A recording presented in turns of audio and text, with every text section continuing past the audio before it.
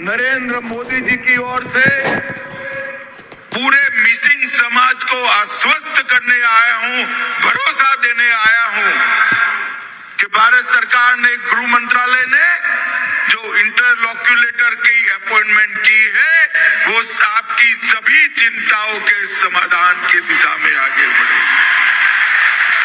जिहेतु मुलुग मिसिं रगाम आपको किनबा रूपे मलक लंगद अर्थात 30 तारिख लंगद मुलुग गृहमंत्री अमित शाह गोगाम नाम खबर दं आपको किनबा रूपे गतिके नुलु आपको लंकुपाक काबं किनिला दुंगाय मुलुग 6 शिड्यूलर विषये गृहमंत्री अमित शाह कांकानप मलक लंगद अर्थात 30 तारिख लंगद जनाय नाम देव गतिके मलक अकम नालुतन मुलुग 6 शिड्यूलर विषये मुलुग मिसिं 6 शिड्यूल से पायने पा माने अदक ऊपर विषये अदक ऊपर लयबो अकम नालुतन से भिडिअ जरिए नुलुग कांकानप लंगार गुपम नाम दं आरो बक आगम नाम कसिन आजुको तालक मुखम नाम दं मलक अकम ना भाखन बितन मुलुग मिसिं 6 शिड्यूलर विषये अकम नालुतन आपका नुलुग लंकानि नाम दं सो आपको भिडिअ लास्ट बक कालक बोले जिन्होंने हमें फॉरेस्ट मैन ऑफ इंडिया के रूप में जानते हैं, डॉक्टर इंदिरा मीरी, जिन्होंने दूर दराज के जनजातीय क्षेत्रों में ज्ञान का दीप जलाया,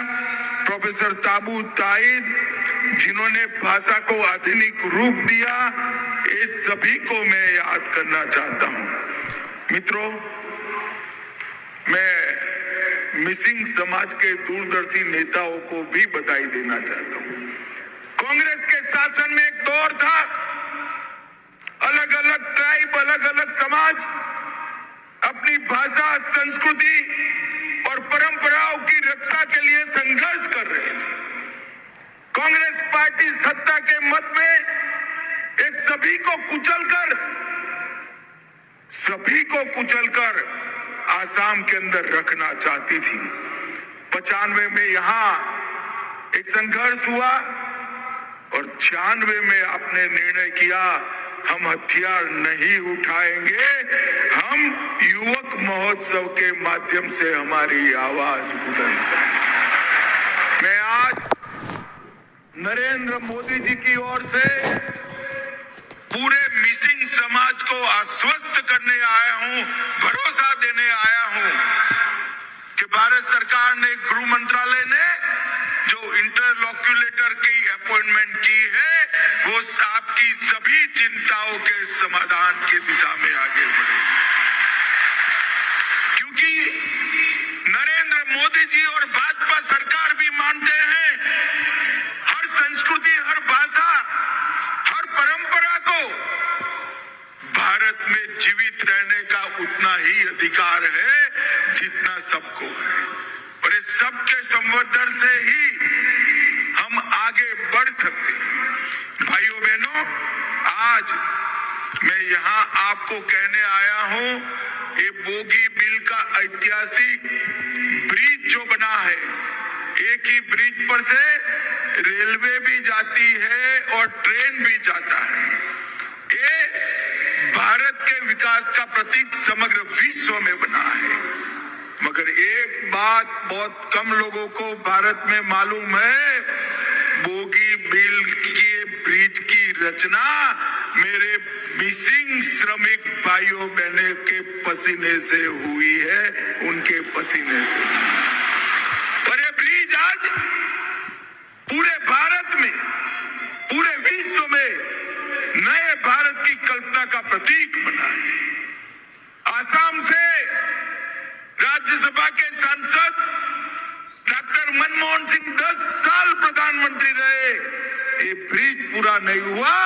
आसाम की जनता ने मोदी जी पर विश्वास किया, ये ब्रिज 4 साल में पूरा करने का काम नरेंद्र मोदी जी ने किया।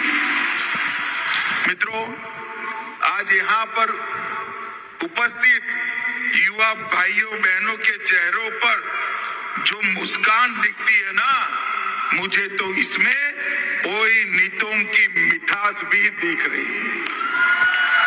आप सभी का ये हंसता हुआ चेहरा मैं कभी नहीं भूल सकता। मुझे आज सच अर्थ में लगता है कि अगर मैं यहाँ न आया होता तो मेरा जीवन अधूरा रह जाता। ये दृश्य मेरे जीवन तक मुझे याद रहेगा। मिसिंग समाज हमारे ब्रह्मपुत्र घाटी की धड़कन है।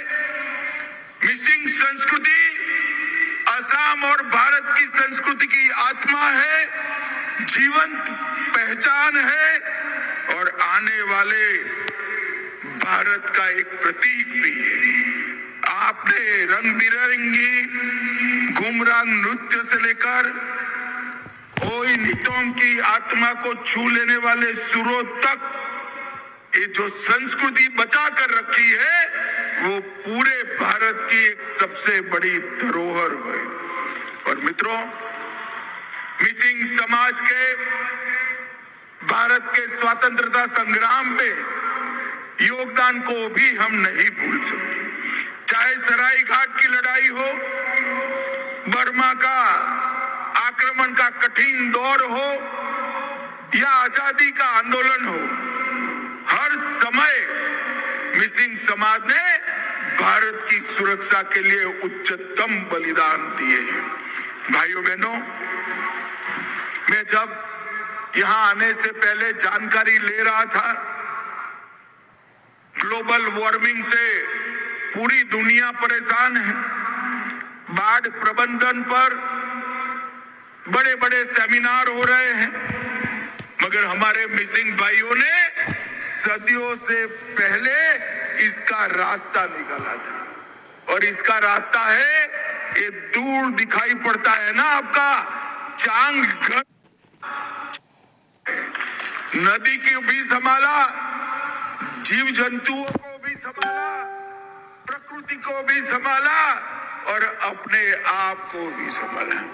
मैं 19 के चुनाव में सर्बानंद सोनोवाल जी के प्रचार में गया था, तब ये चांगघर में मैं गया था, आज भी जाने वाला हूं और पूरे भारत को दिखाने वाला हूं।